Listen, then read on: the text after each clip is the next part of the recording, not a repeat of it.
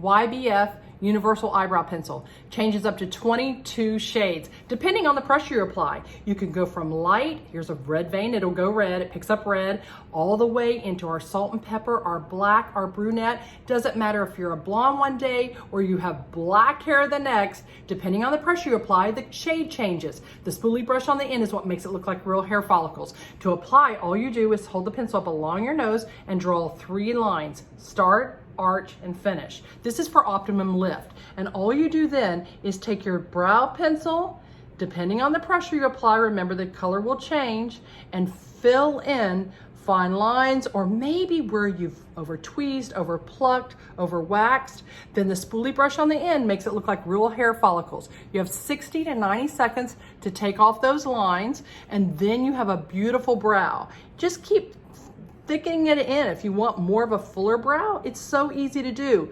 And if you get too heavy-handed, keep using this spoolie brush, it will soften.